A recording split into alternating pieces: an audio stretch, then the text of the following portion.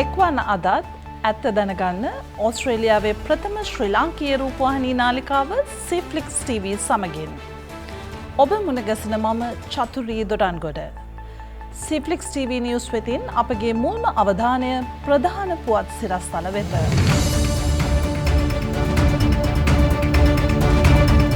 රීබිල්ඩිං ශ්‍රී ලංකා ජනාධිපති කාර්ය සාධක බලකාය රැස්වෙයි.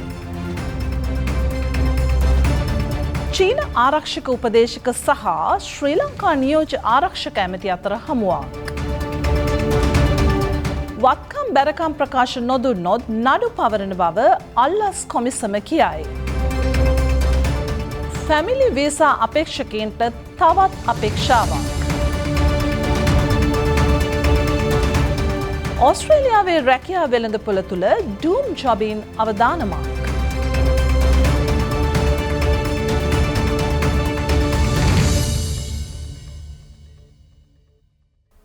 දිට්වා ආපදා තත්ත්වය තුළ කඩා වැටුණු ජනජීවිත යථා තත්ත්වයට පත්කිරීමේ ක්‍රියාවලියෙහි මෙතෙක් ප්‍රගතිය සහ මතුව ඇති ගැටලු විසඳා ගැනීමට ගත යුතු කඩිනම් පියවර සොයා බැලීම වෙනුවෙන් රීබිල්ඩිං ශ්‍රී ලංකා ජනාධිපති කාර්ය සාධක බලකාය අග්‍රාමාත්‍ය ආචාර්ය හරිනී අමරසූරියගේ ප්‍රධානත්වයෙන් පසුගියදා රැස් වී තිබෙනවා.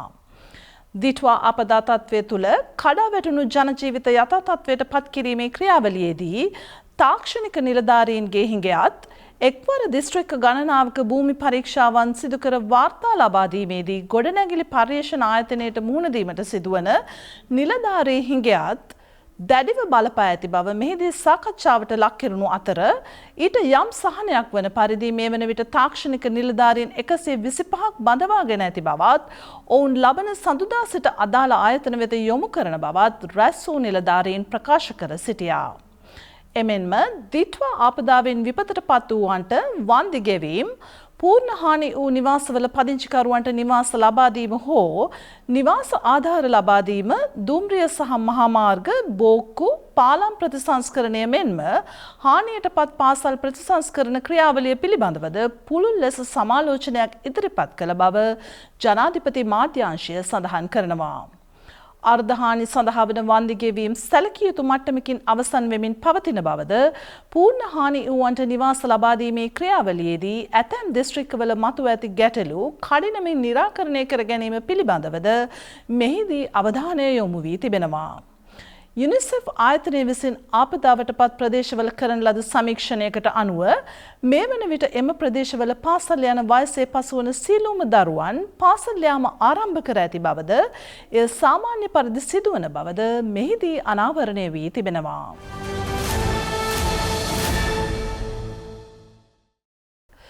ශ්‍රී ලංකාවේ මහජන චීන සමූහාණ්ඩු තානාපති කාර්යාලයේ ආරක්ෂක උපදේශක ජ්‍යෙෂ්ඨ කර්නල් F.U.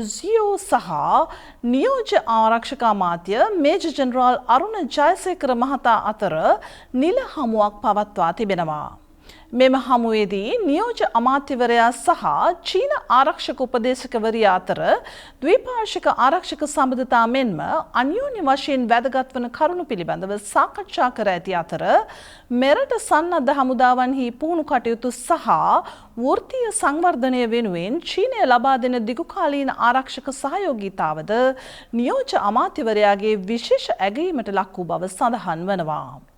එමෙන්ම මෙරට හමුදාව ගොඩබිම් ආරක්ෂක ක්‍රියාන්විතවලට පමණක් සීමා නොවී මුහුද සීමා ආරක්ෂක කටයුතු පිළිබඳවද අවබෝධය වැඩි දියුණු කිරීමට පියවර ගනිමින් සිටින බව පෙන්වා දුන් ඒ මහතා රටේ නොබැදි විදේශ ප්‍රතිපත්තිය උදෙසා වන කැපවීමද යළිත් සහතික කර තිබෙනවා. එමෙන්ම මද්‍රව්‍ය ජාවාරම, අවි ආයුධ වෙළඳාම සහ මිනිස් ජාවාරම මැඩ පැවැත්වීම සඳහා වන සමුද්‍රීය ආරක්ෂාව ශක්තිමත් කිරීම පිළිබඳව දෙපාර්ශ්වයම මෙහිදී සාකච්ඡා කර ඇති අතර උසස් තාක්ෂණය ඒකාබද්ධ කිරීම, ඒකාබද්ධ පුහුණු වැඩසටහන් සහ ආපදා කළමනාකරණය ඇතුළු අනාගත සහයෝගීතාවයන් සඳහා වන ප්‍රධාන ක්ෂේත්‍ර කීපයක් කෙරෙහිද මෙහිදී අවධානය යොමු වී තිබෙනවා.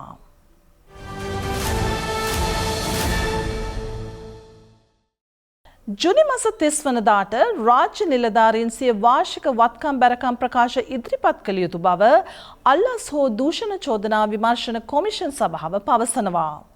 එදිනට පෙර වත්කම් හා බැරකම් ප්‍රකාශ ඉදිරිපත් නොකරන අය අනිවාර්යයෙන්ම දඩ මුදලකට යටත් වන බව විශේෂ ප්‍රකාශයක් සිදු කරමින් එහි අධ්‍යක්ෂ ජෙනරාල් රංග දිසානායක මහතා කියා සිටිනවා.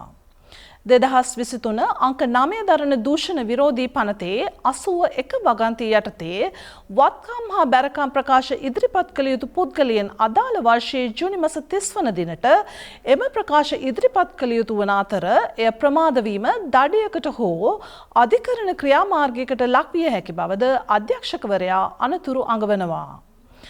මෙම වසරේ අදාළ වත්කම් හා බැරකම් ප්‍රකාශ යුතු මාධ්‍යගත ඉලෙක්ට්‍රොනික පද්ධතිය 2026 වසරේ මාර්තු මාස 30 වෙනිදා එළිදක්වනු ලැබූ බැවින් මෙම ප්‍රකාශ ලබා ගැනීම අල්ලස් හෝ දූෂණ විමර්ශන කොමිෂන් සභාවේ කාර්යයක් හෝ වගකීමක් නොවන බවත් මෙය පුරවැස වගකීමක් බවත් ඔහු වැඩිදුරටත් අවධාරණය කරනවා. 2023 දූෂණ විරෝධී පනතට අනුව වත්කම් හා බැරකම් ඉදිරිපත් කළ යුතු නව නිලධාරීන් පිරිසක් ඇතුළත්ව සිටින බවද ඒ අනුව රේගු ආග්ජා පනතේ 115 වගන්තිය අනුව බලපත්‍රලාභී අනුනියෝජිතයන් හෙවත් වාපු ලිපිකරුවන්ද වත්කම් බැරකම් ඉදිරිපත් කළ යුතු පිරිසක් ලෙස සලකනු ලබනවා. තවද වෘත්තීය සමිතිවල විධායක නිලධාරීන් පුවත්පත් ප්‍රවෘත්ති ආග්ඥා පනතේ දෙවන වගන්තිය යටතේ ලියාපදිංචි පුවත්පත් ආයතනවල හිමිකරුවන් කතෘවරුන් කතෘ මණ්ඩල සමාජිකයින් බලපත්‍රලාභී මාධ්‍ය සමාගම්වල හිමිකරුවන් කතෘවරුන් සහ කතෘ මණ්ඩල සමාජිකයින් ක්‍රීඩා පනත අනුව පිහිටවනු ලැබූ ක්‍රීඩා සංගම්වල නිලධාරයන් එමෙන්ම රාජ්‍ය සේවයේ සහ පළාත් රාජ්‍ය සේවයේ සියලුම මාණ්ඩලික ශ්‍රේණී නිලධාරයන් මෙම වත්කම් බැරකම් ප්‍රකාශ ඉදිරිපත් කළ යුතු වනවා. මේ සම්බන්ධයෙන් වඩ වැඩිදුර තොරතුරු අල්ලස් හෝ දූෂණ චෝදනා විමර්ශන කොමිෂන් සභාවේ 1954 කෙටි දුරකථන අංකයට ඇමතුමක් ලබා දීමෙන් ලබාගත හැකි බවද කොමිෂන් සභාව පවසනවා.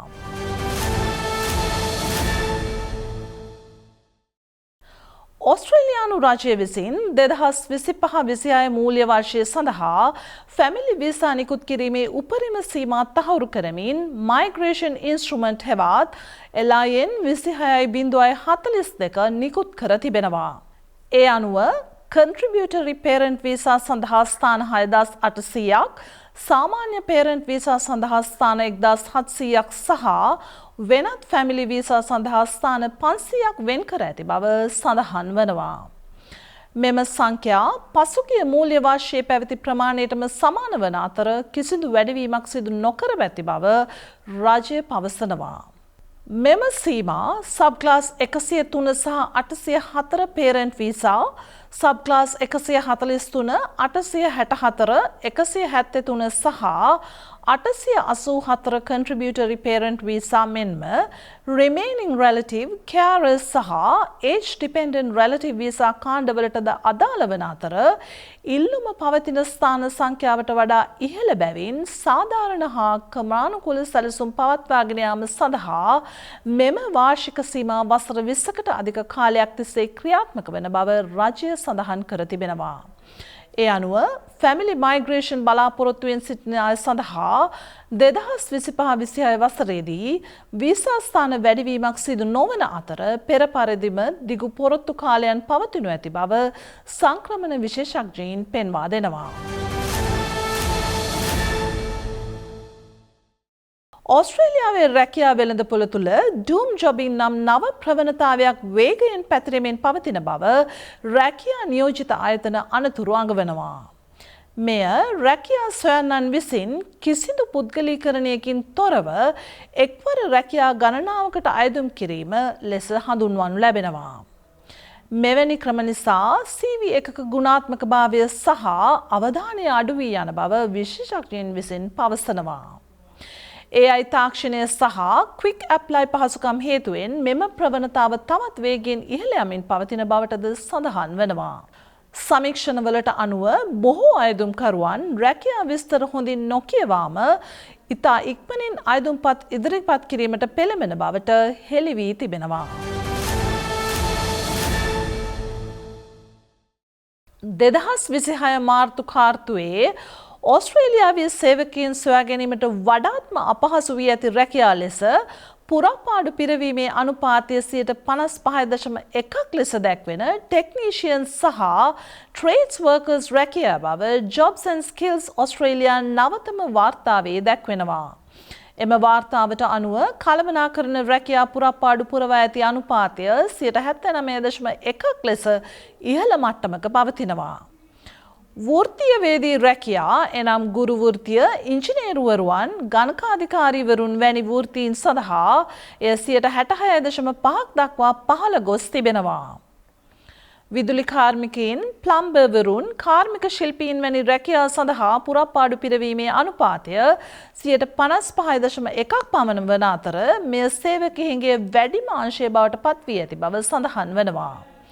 වයෝවෘද්ධ සත්කාර, ආබාධිත සේවා සහ පුද්ගලික සේවා අංශයේ රැකියා 70.8කින් පුරවා ගැනීමට හැකි වී ඇති බව නව වාර්තාවේ දැක්වෙන අතර කාර්යාල සහ පරිපාලන රැකියා සඳහා පුරාපාඩු පිරවීමේ අනුපාතය 83.8ක් ලෙස සියලු අංශ අතර ඉහළම මට්ටමේ පවතිනවා. අලෙවි ක්ෂේත්‍රයේ පුරාපාඩු පිරවීම 74.9ක් දක්වා පහළ ගොස් ඇති අතර කාර්තුව තුළ වැඩිම අඩුවීම මෙම අංශයෙන් වාර්තා වී තිබෙනවා. ට්‍රක් රථ රියදුරන් සහ යන්ත්‍ර ක්‍රියාකරුවන් සඳහා පුරාපාඩු පිරවීමේ අනුපාතය 60.8ක් වූ අතර පසුගිය වසරට සාපේක්ෂව එය 9.4ක විශාල පහත වැටීමක් බව පැවසෙනවා. මේ දත්ත අනුව ඔස්ට්‍රේලියාවේ රැකියා වෙළඳපොළ මන්දගාමී වූ අද විශේෂයෙන්ම කාර්මික ශිල්පීන්, ට්‍රේඩ් සේවකීන් සහ ප්‍රවාහන අංශයේ සේවකහින්ගේ තව දුරටත් බරපතල අභියෝගයක් බව මෙහින් පැහැදිලි වෙනවා.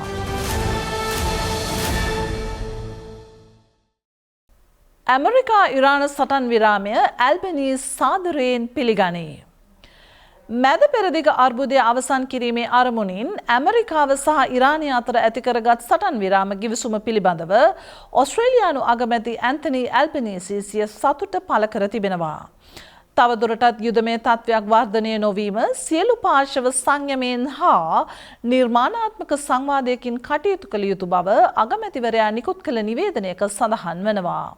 එමෙන්ම ලෝක වෙළඳාම සඳහා අත්‍යවශ්‍ය වූ හෝමුස් සමුද්‍ර සන්ධිය හරහා නාවික ගමනාගමනය යළි යථා තත්ත්වයට පත් කිරීමට කාලයක් ගතවනු ඇති බවද ඔහු සඳහන් කරනවා.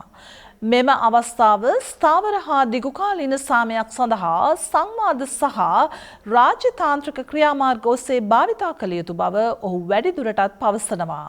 ඉරානයේ න්‍යෂ්ටික වැඩසටහන සම්බන්ධයෙන් දිගුකාලීනව පවතින ජාත්‍යන්තර ආරක්ෂක ගැටලු විසඳිය යුතු බව ඔහු අවධාරණය කළ අතර විදේශ කටයුතු අමාත්‍ය පෙනී වොන්ග්ද මෙම ගිවිසුම පිළිගනිමින් ඔස්ට්‍රේලියාව දිගුකාලක සිට ගැටුම අවම කර සාමකාමී විසඳුමක් ඉල්ලා සිටි බව පැවසුවා. ලෙබනනය ඇතුළු කලාපීය ගැටුම් අවසන් කිරීමට මෙම එකඟතාව අවස්ථාවක් සලසා දෙන බවත් යුද්ධය දිග්ගැසෙන තරමට ලෝක ආර්ථිකයට සහ සාමාන්‍ය ජනතාවට ඇති බලපෑම වැඩි වෙන බවත් ඇය පෙන්වා දෙනවා. සංක්‍රමණ ඉලක්ක සපුරා ගැනීමට අපොහොසත් බවට රජයට එල්ලවන චෝදනා සංක්‍රමණ අමාත්‍ය ටෝනි බර්ග් මහතා බැහැර කර සිටිනවා. 2022 වසරේ සිට නියමිත ඉලක්ක සපුරා ගැනීමට කම්කරු පක්ෂ රජයට හැකියාව ලැබී ඇති බව ඔහු පෙන්වා දෙනවා. ඒ අනුව 2023 වසරේ සිට මේ දක්වා කාලය තුලදී ඔස්ට්‍රේලියාවට පැමිණි සංක්‍රමණිකින්ගේ සංඛ්‍යාව 45%කින් පමණ අඩු කර ගැනීමට වත්මන් කම්කරු පක්ෂ රජයට හැකි වූ බවද සංක්‍රමණ අමාත්‍යවරයා අනාවරණය කරනවා. අයවැය ඇතුළු ප්‍රසිද්ධ ප්‍රකාශනවලදී සංක්‍රමණකින් සම්බන්ධයෙන් ඉදිරිපත් කරන ඉලක්ක සැබෑ යථාර්ථ නොවන බවට විවිධ පාර්ශවයන් එල්ල කර ඇති චෝදනාවලට ප්‍රතිචාර දක්වමින් ඔහු මෙම අදහස් පළ කර තිබෙනවා. මෙහිදී වසරකට ඔස්ට්‍රේලියාවට ගෙන්වා ගන්නා සංක්‍රමණිකීන්ගේ සංඛ්‍යාව 2,25,000ක ඉලක්කයේ තබා ගැනීමට කම්කරු පක්ෂ රජය සෑම පියවරක්ම ගන්නා බවද ටෝනි බර්ග් අවධාරණය කරනවා. 2025-26 මූල්‍ය වර්ෂයට අදාළව සංක්‍රමණිකීන්ගේ සංඛ්‍යාව 2,95,000ක මට්ටමේ තබා ගන්නා බවට කම්කරු පක්ෂය මීට ඉහතදී පොරොන්දුවක් ලබා දී තිබුණත් එම සංඛ්‍යාව මේ වන විට 3,10,000ක් බවට මෑතකදී නිකුත් කෙරුණු වාර්තාවක දැක්වෙනවා.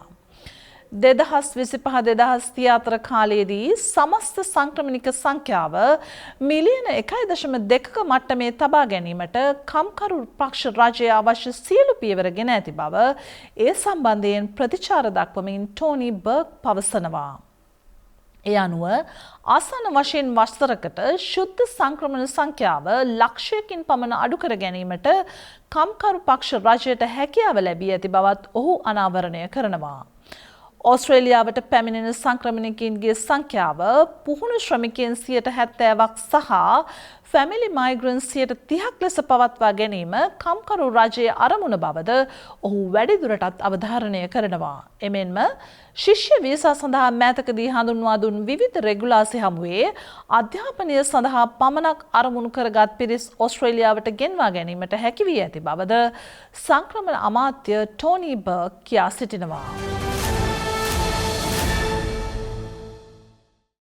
නවතම සවුත් ඔස්ට්‍රේලියා පොලිස් දත්ත අනුව දකුණු ඔස්ට්‍රේලියාවේ ඉන්ධන පිරවුම්හල් වලින් මුදල් නොගෙවා වාහන ධාවනය කරගෙන යන සිතින් වැඩි ප්‍රමාණයක් ඇඩිලේඩ් නගරයේ උදුරු ප්‍රදේශවලින් වාර්තා වී තිබෙනවා. සෝල්ස්බරි ඩවුන්, සෝල්ස්බරි නෝර්ත් සහ පැරාලොවී ඇතුළත් 5108 තැපැල්කේත ප්‍රදේශයෙන් 2025 ජුලි මස සිට මේ වසරේ අප්‍රේල් මැද දක්වා මාස 9ක කාලය තුල ඉන්ධන සොරකම් 298ක් වාර්තා වී තිබෙනවා. ඇන්ඩ්‍රූස් ෆාම්, බ්ලේක්විව්, ක්‍රෙග්මෝර් සහ ස්මිත්ෆීල්ඩ් ඇතුළත් 5114 තැපැල්කේත ප්‍රදේශයෙන් සිද්ධීන් 271ක් වාර්තා වී ඇති අතර එලිසබෙත් සහ අවට ප්‍රදේශ ඇතුළත් 5112 කේත ප්‍රදේශයෙන් සිද්ධීන් 241ක් වාර්තා වී තිබෙනවා. මෙම කාල සීමාව තුළ දකුණු ඕස්ට්‍රේලියාව පුරා ඉන්ධන සොරකම් සිද්ධීන් 6672ක් වාර්තා වී ඇති බව සවුත් ඕස්ට්‍රේලියානු පොලිසිය සඳහන් කරනවා. ජීවන වියදම් ඉහළ යාම සහ මැද පෙරදිග ගැටුම් හේතුවෙන් ඉන්ධන මිල ඉහළ යාම මෙම තත්ත්වයට බලපෑ ඇති බව වාර්තා වනවා. ඕස්ට්‍රේලියාවේ කුඩා ව්‍යාපාර සහ ස්ටාර්ට්අප් සමාගම් වලට බදු සහන රැසක්. ඕස්ට්‍රේලියානු රජය කුඩා ව්‍යාපාර සහ ආරම්භක සමාගම් සඳහා ප්‍රාග්ධන ලාභ බදු සහන රැසක් හඳුන්වා දෙමින් නව ආර්ථික සහන පැකේජයක් එළි දක්වා තිබෙනවා. මෙම යෝජනා අනුව ආරම්භක ව්‍යාපාරවල නිර්මාතෘවරුන් මුල් ආයෝජකින් සහ කොටස් හිමි සේවකයන්ට අමතර බදු වට්ටම් හිමිවන අතර වාර්ෂික ආදායම මිලියන 2ක් දක්වා වූ ව්‍යාපාර සඳහා පමණක් හිමිව තිබූ 50%ක බදු සහනය ඩොලර් මිලියන 10ක් දක්වා වූ ව්‍යාපාර වෙත දීර්ඝ කිරීමටද රජය සැලසුම් කර ඇති බව වාර්තා වනවා. නව ප්‍රතිසංස්කරණ මගින් නවෝත්පාදන දිරිගැන්වීම, ආයෝජන වර්ධනය කිරීම සහ කුඩා ව්‍යාපාරවල විශ්වාසය ශක්තිමත් කිරීම අරමුණු කරගෙන තිබෙනවා. එමෙන්ම මරණයෙන් පසු ක්‍රියාත්මක වන ඇතැම් භාරකාර අරමුදල් සඳහා යෝජිත බදු ක්‍රමයන් නිදහස් කිරීමටද රාජ්‍ය තීරණය කර තිබෙන බවටද සඳහන් වනවා. මෙම වෙනස්කම් ඕස්ට්‍රේලියාවේ ව්‍යාපාරික සහ නවෝත්පාදනයන්ට නව ජවයක් එකතු කරනු ඇති බවට භාණ්ඩාගාර අමාත්‍ය ජිම් චාමර්ස් පවසනවා. ඕස්ට්‍රේලියානු දූපතක සිටි සීල් පැටවුන් 13000කට අවාසනාවන්ත ඉරණමක්. ඕස්ට්‍රේලියානු දූපතක කුරුළු උණෙන් සීල් පැටවුන් 13000ක් මිය ගොස් තිබෙනවා. උප ඇන්ටාර්ක්ටික් ගිනිකඳු දූපතක පිහිටි සතුන් බෝවන ජනපදයකට කුරුළු උණ වැළඳීමෙන් පසු එහි සිටි ඇල්ෆයින් සීල් පැටවුන් 13000කට වඩා වැඩි ප්‍රමාණයක් රෝගකාරක කුරුළු උණ ප්‍රභේදයක් හේතුවෙන් මියගොස් සිටියදී හමු වූ බව ඕස්ට්‍රේලියානු විද්‍යාඥයින් ප්‍රකාශ කරනවා. පර්යේෂකයින් 2025 ඔක්තෝබර් මාසයේදී පර්යේෂණ චාරිකාවක් සඳහා මෙම දුරස්ථ හර්ඩ් සහ මැක්ඩොනල්ඩ් දූපත් වෙත ළඟා වූ විට එම දූපත් පුරා සීල් සතුන්ගේ සිරුරු විසිරී තිබෙනු දැකගත හැකිව තිබෙනවා. ඒ අනුව මෙම පාෂාණමය දූපත් සමූහය මත ජීවත් වූ සීල් සතුන්, පෙන්ගුයින් සතුන් සහ අනෙකුත් පක්ෂීන් මිය යාමට හේතුව ලෙස ඉතා වේගයෙන් බෝවන H5 කුරුළු උණ වෛරස් ප්‍රභේදය බව ජානමය පරීක්ෂණ මගින් තහවුරු වී තිබෙනවා. මෙම වෛරසය ඕස්ට්‍රේලියාවට අයත් බාහිර බල ප්‍රදේශයකින් හඳුනාගත් පළමු අවස්ථාව මෙය වනවා. මෙම රෝග ව්‍යාප්තියෙන් දරුණුතම බලපෑමට ලක් වී ඇත්තේ දකුණු දිග ඇල්ෆයින් සීල් පැටවුන් බවත් එහිදී ඇතැම් සීල් අන්තපුර හෙවත් හාම්ස් තුළ මරණ අනුපාතිකය 97ක් තරම් ඉහළ අගයක් ගෙන තිබෙන බවත් ඔස්ට්‍රේලියානු ඇන්ටාර්ක්ටික් වැඩසටහනේ විද්‍යාඥයින් පවසනවා. 2025 ඔක්තෝබර් සහ 2026 ජනවාරි මාසවලදී ගොඩබිම සහ ගුවන් මගින් සිදු කළ සමීක්ෂණ මගින් මියගිය ඇල්ෆන් සීල් පැටවුන් 13300ක් ගණන් කර තිබෙනවා. වයඹ දෙසින් කිලෝමීටර් 1500ක් පමණ ඈතින් පිහිටි උප ඇන්ටාර්ක්ටික් දූපත් සමූහයක් වන කොසෙට් දූපත්වල සිට සංක්‍රමණය කළ වෛරසය ආසාදනය වූ වනජීවීන් මාර්ගයෙන් 2025 අගෝස්තු මාසයේදී මෙම වෛරසය මෙම දූපත් වෙත ඇතුළු වන්නට ඇතැයි පර්යේෂකයින් අනුමාන කරනවා.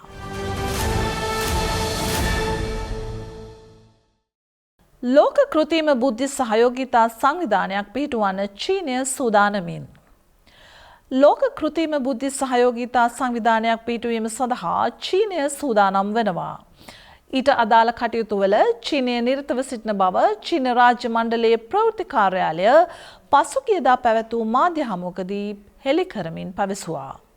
විවිධ පාර්ශවයන් ඒ සඳහා සක්‍රියව දායක වෙමින් මානව වර්ගය සඳහා ප්‍රයෝජනවත් වන පරිදි තාක්ෂණය ප්‍රවර්ධනය කිරීම චීනය සාදරයෙන් පිළිගන්නා බව එහිදී සඳහන් කළ අතර එළඹෙන ජූලි මාසයේදී ෂැන්හයිදී 2026 ලෝක කෘත්‍රිම බුද්ධි සමුළුව සහ කෘත්‍රිම බුද්ධියේ ගෝලීය පාලනය පිළිබඳව ඉහළ මට්ටමේ සමුළුව චීනය විසින් පවත්වනු ලබන බවද එම මාධ්‍ය හමුවේදී ප්‍රවෘත්ති කාර්යාලය වැඩිදුරටත් ප්‍රකාශ කළා.